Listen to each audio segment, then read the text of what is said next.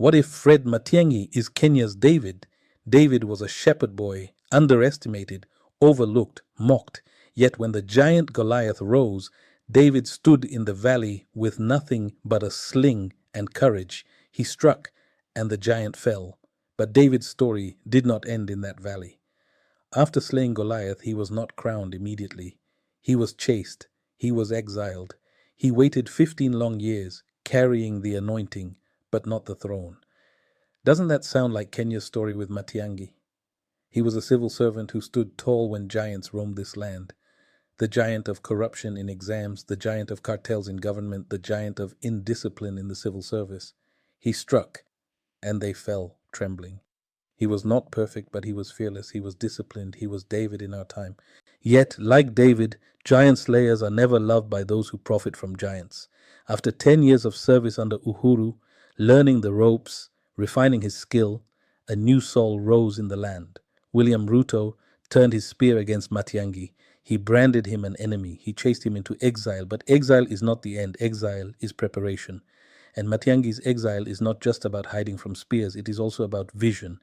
You see, many African leaders fail not because they lack power, but because they lack imagination. They cannot dream of a better nation because they have never seen one. They have never walked streets that are clean, orderly, and safe. They have never worked in systems where government delivers and civil servants respect their duty. Fred Matiang'i he lived in the United States. He worked there not as a tourist in fancy hotels, but as a man who saw order, saw discipline, saw development. He has walked in a country where things function, and he knows Kenya can be the same. That is the difference.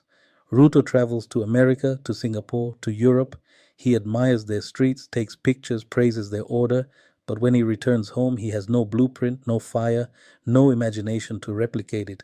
He admires abroad but ignores Kenya. Matiang'i is different. He has lived it, worked in it, breathed it. And that is why disorder troubles him. That is why he pushes civil servants so hard.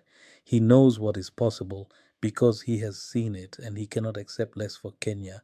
So what if this is God's timing? What if, like David, Matiang'i's 15 years of waiting are not a punishment but a preparation?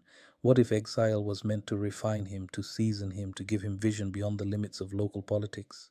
Kenya has had its soul, leaders of anger, of division, of intimidation, leaders who enrich themselves while the nation bleeds. But Kenya is waiting for its David, a giant slayer, a man refined by exile, a leader who has seen what is possible and is ready to replicate it here at home. And maybe, just maybe, Fred Matiang'i